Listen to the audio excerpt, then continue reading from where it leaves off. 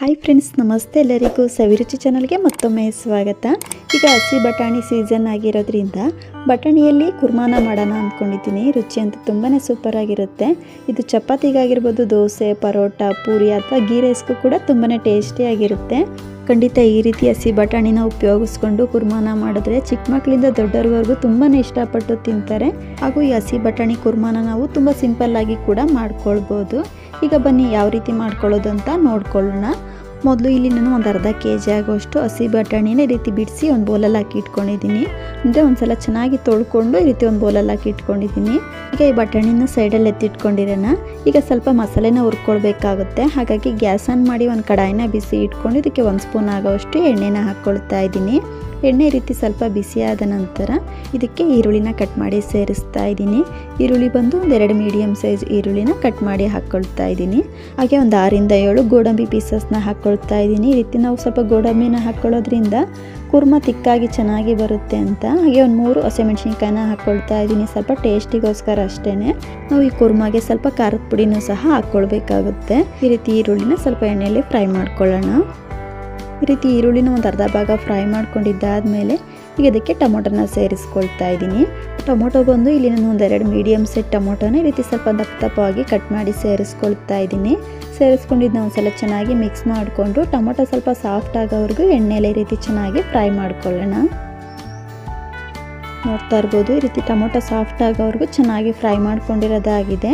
ಈಗ gas off ಮಾಡಿಕೊಂಡು ಇದು ಕಂಪ್ಲೀಟಾಗಿ ತಣ್ಣಗಾದ್ಮೇಲೆ ಮಿಕ್ಸಿ ಜಾರ್ಗೆ ಹಾಕ್ಕೊಂಡು ರುಬ್ಕೊಳ್ಬೇಕಾಗುತ್ತೆ. ಹಾಗಾಗಿ ಇದು ಕಂಪ್ಲೀಟಾಗಿ ತಣ್ಣಗಾಗೋವರೆಗೂ ಸೈಡಲ್ಲಿ ಎತ್ತಿಟ್ಕೊಂಡಿರೋಣ.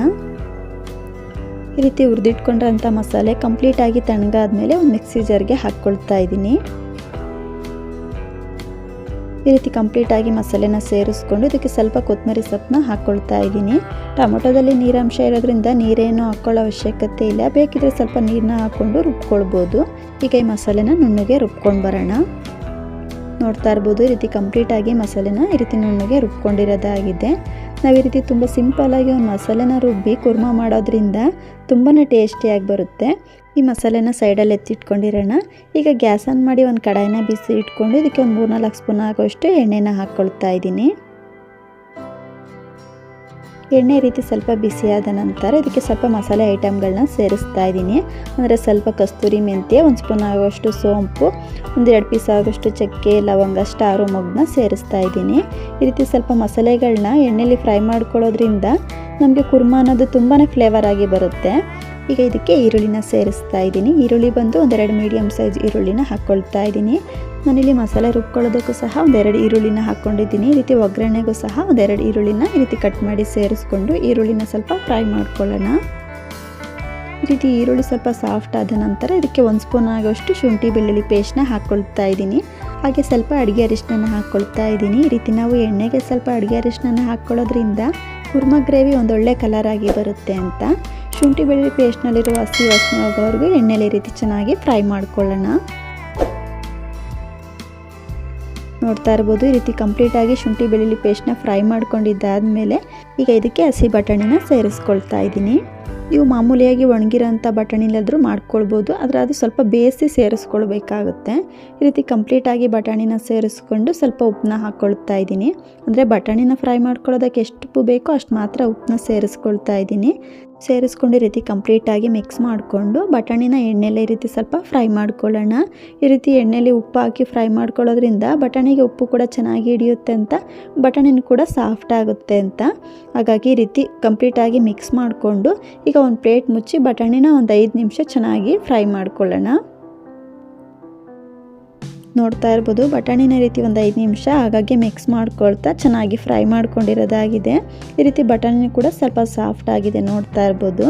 ಈ ರೀತಿ ನಾವು ಬಟಾಣಿನ ಚೆನ್ನಾಗಿ ಎಣ್ಣೆಯಲ್ಲಿ ಫ್ರೈ ಮಾಡ್ಕೊಳ್ಬೇಕಾಗುತ್ತೆ. ಇದಿಷ್ಟ ಆದರೆ ಸಾಕು. ಇದಕ್ಕೆ ಸ್ವಲ್ಪ ಡ್ರೈ ಮಸಾಲೆಗಳನ್ನ ಸೇರಿಸ್ಕೊಳ್ತಾ ಇದ್ದೀನಿ.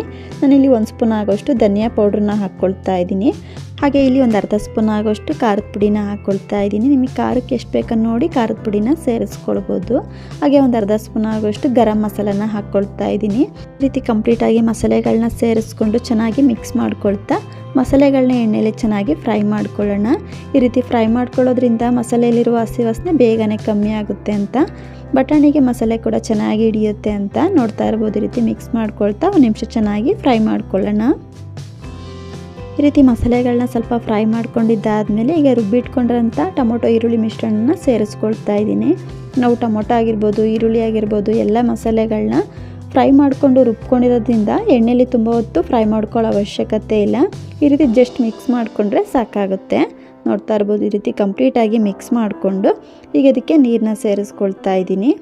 ಮಸಾಲೆ ರುಬ್ಕೊಂಡ್ರಂಥ ಜಾರಿಗೆ ಸ್ವಲ್ಪ ನೀರನ್ನ ಹಾಕ್ಕೊಂಡು ಸೇರಿಸ್ತಾ ಇದ್ದೀನಿ. ನಿಮಗೆ ಕುರ್ಮ ತೆಳುವಾಗಬೇಕೋ ಗಟ್ಟಿಯಾಗಬೇಕೋ ನೋಡಿ ನೀರನ್ನ ಸೇರಿಸ್ಕೊಳ್ಬೋದು. ನೋಡ್ತಾ ಇರ್ಬೋದು, ಈ ರೀತಿ ಕಂಪ್ಲೀಟಾಗಿ ಮಿಕ್ಸ್ ಮಾಡಿಕೊಂಡು ಹಾಗೆ ರುಚಿಗೆ ತಕ್ಕಷ್ಟು ಉಪ್ಪನ್ನ ಹಾಕ್ಕೊಳ್ತಾ ಇದ್ದೀನಿ. ಬಟಾಣಿನ ಫ್ರೈ ಮಾಡ್ಕೊಳ್ಬೇಕಾದ್ರೆ ಸ್ವಲ್ಪ ಉಪ್ಪನ್ನ ಹಾಕ್ಕೊಂಡಿರ್ತೀವಲ್ವ, ಈ ಗ್ರೇವಿಗೆ ಎಷ್ಟು ಬೇಕೋ ಅಷ್ಟು ಮಾತ್ರ ಉಪ್ಪನ್ನ ಸೇರಿಸ್ಕೊಂಡು ಇದನ್ನ ಈ ರೀತಿ ಕಂಪ್ಲೀಟಾಗಿ ಮಿಕ್ಸ್ ಮಾಡಿಕೊಂಡು ಬಟಾಣಿಗೆ ಮಸಾಲೆ ಚೆನ್ನಾಗಿ ಹೊಂದ್ಕೊಳ್ಬೇಕು. ಹಾಗಾಗಿ ಒಂದು ಪ್ಲೇಟ್ ಮುಚ್ಚಿ ಒಂದು 10 ನಿಮಿಷ ಬಟಾಣಿನ ಚೆನ್ನಾಗಿ ಬೇಯಿಸ್ಕೊಳ್ಳೋಣ. ನೋಡ್ತಾ ಇರ್ಬೋದು, ಈ ರೀತಿ ಮಧ್ಯೆ ಮಧ್ಯೆ ಮಿಕ್ಸ್ ಮಾಡ್ಕೊಳ್ತಾ ಒಂದು ಪ್ಲೇಟ್ ಮುಚ್ಚಿ ಬಟಾಣಿನ ಒಂದು 10 ನಿಮಿಷ ಚೆನ್ನಾಗಿ ಬೇಯಿಸ್ಕೊಂಡಿದ್ದೀನಿ. ಬಟಾಣಿನೂ ಕೂಡ ಚೆನ್ನಾಗಿ ಬೆಂದಿದೆ. ನೋಡ್ತಾ ಇರ್ಬೋದು, ಈ ರೀತಿ ಗ್ರೇವಿಯಲ್ಲಿ ಸೈಡಲ್ಲಿ ಎಣ್ಣೆ ಕೂಡ ಬಿಡ್ತಾ ಬರ್ತಾ ಇದೆ. ಈ ರೀತಿ ಆದರೆ ಕುರ್ಮಾ ರೆಡಿಯಾಗಿದೆ ಅಂತ ನೋಡ್ತಾ ಇರ್ಬೋದು. ಗ್ರೇವಿ ಕಲರ್ ಕೂಡ ಚೇಂಜ್ ಆಗಿದೆ. ಇದನ್ನು ನೀವು ಚಪಾತಿಗಾಗಿರ್ಬೋದು, ದೋಸೆ, ಪರೋಟ, ಪೂರಿ ಅಥವಾ ಗೀ ರೈಸ್ ಕೂಡ ತುಂಬಾ ಚೆನ್ನಾಗಿರುತ್ತೆ.